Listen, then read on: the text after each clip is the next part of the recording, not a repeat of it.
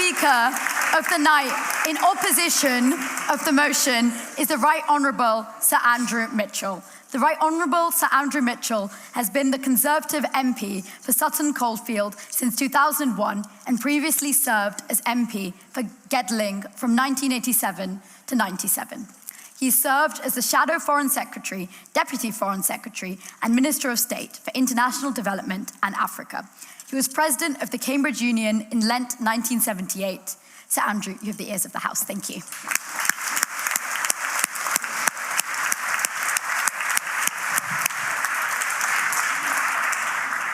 Well, Madam President, it is wonderful to be back 47 years after I sat in that chair which you are gracing tonight, and a chance to congratulate you on what is going to be a fabulous term as President. I've seen your remarkable programme, and it's clearly a sign that the Cambridge Union is on the up. And it's also very nice to see my old friend and music hall turn, Anne, here tonight.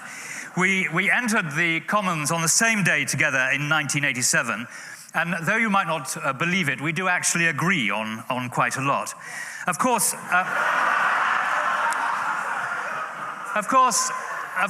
and here, Madam President, I seek to ingratiate myself with the audience. Of course, while I had the great privilege of being educated here at Cambridge, the greatest university in the world,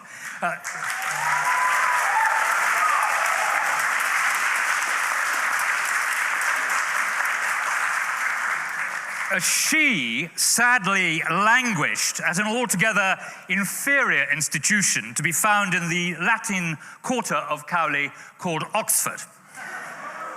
Now, I hope, of course. That whereas Oxford is #1 in world rankings, the other university is #5. Any objective person, Madam President, and this hall tonight, this great union is filled with objective persons, would know that that was completely untrue. Now, I hope, Madam President, the one thing we can all agree about tonight is that we do need a very serious opposition to this dreadful government, which has rightly identified growth as the most important thing for developing everything in Britain, and which has systematically done things to kill the economy and kill off growth. And what a contrast, Madam President, to 1997, when I lost my seat, and when there was a charismatic leader and a government that at least had a strategy. This government has no strategy at all. And above all, there are 3 reasons tonight why this motion, in my view, should be rejected. The first is, and it's a point that was made with great eloquence over there, reform occupies a very narrow part of the political landscape. Indeed, arguably, they are not the main opposition to the Tories. The Reform won 6 seats at the general election. The Liberal Democrats won 60. So if you are a Tory strategist, you need to focus on that. And the reason why the Conservative Party has been so successful at winning elections over the last 100 years is it is a broad church. There are a huge number of one-nation Tories who care about international affairs, who care about development. They may even read The Guardian. And they know that my party represents a broad and tolerant and free market tradition. And that is what we have to return to, of course. Opposition today. Those good One Nation Tory MPs are sitting in front of me, having lost their seats. The party currently leading this is to the further right. The second closest was even further right than Badenoch in Gemrick. The One Nation no longer holds the ears of the Conservative Party. But the Honourable Lady makes my point for me, that the reason why the Tories win, and the reason why they won't win if they don't adhere to this, is that we are a broad church which serves a very broad part of the British public. Now, the second of the 3 reasons I want to focus on is this, that reform, they amplify problems and grievances. They do not resolve or solve them. Indeed, their populism depends upon not solving them. And Reform's populism is bolstered by opportunism.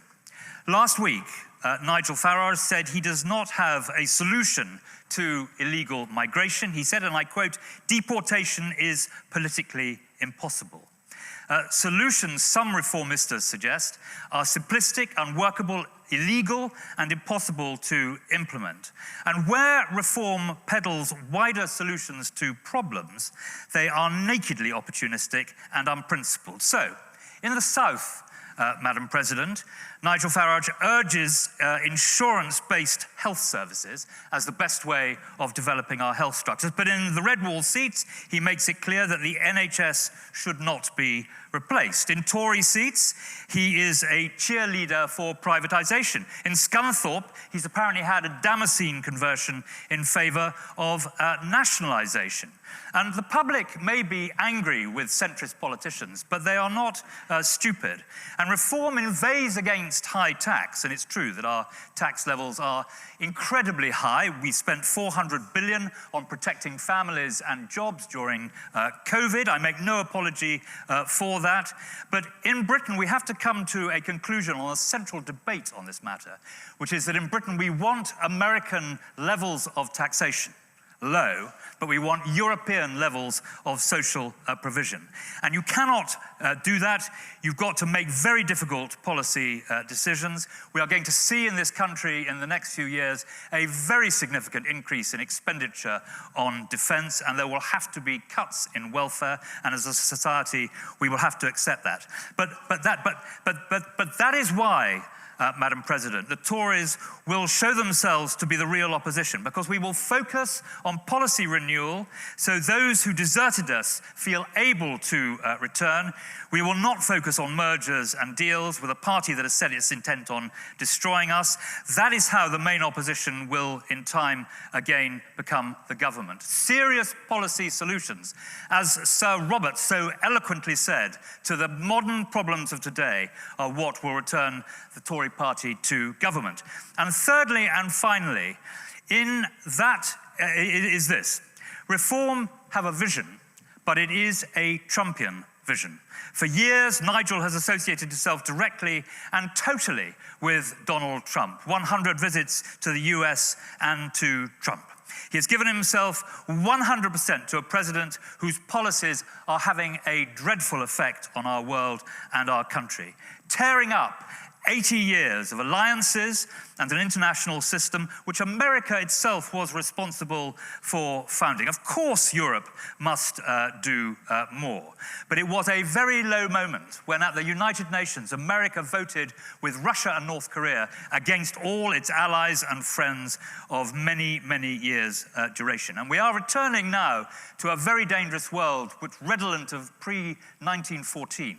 Of great powers with areas of influence, so that Trump can talk about taking over Greenland, trying to take over Canada.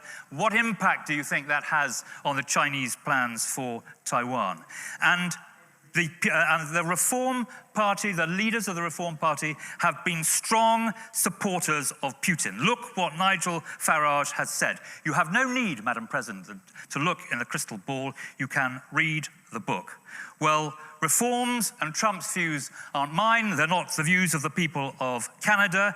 And this week, we saw what happened there. And the truth is, in my view, in this country, we are much more like Canada than we are the United States. And Carney's victory over the Trumpian right in Canada is powerful evidence of why reform, too, will fail here.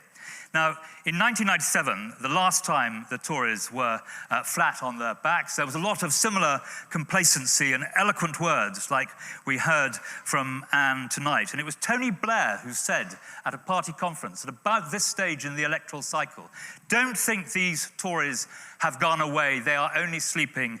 They will be back." And just as then, we have a lot of work to do as we build a policy platform that will enable us once again to serve our fellow citizens in government.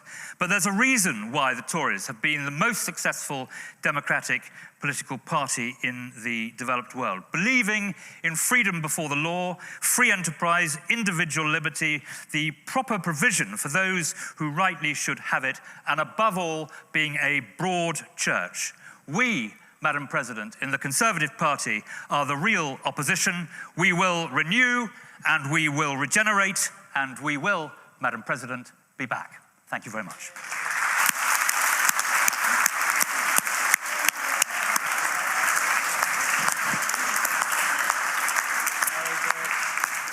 Thank you to all of our speakers, and thank you for everyone tonight for a fantastic debate. Just a couple of notices before we go ahead and vote. Firstly, our floor speech prize for the night is going to go to our first floor speech from Abstention over in the back. So please come find one of us at the end so we can organise your floor speech prize for you for that. In terms of upcoming events, on Monday we have George Robinson, who's a star from Sex Education, coming to speak, so please come for that.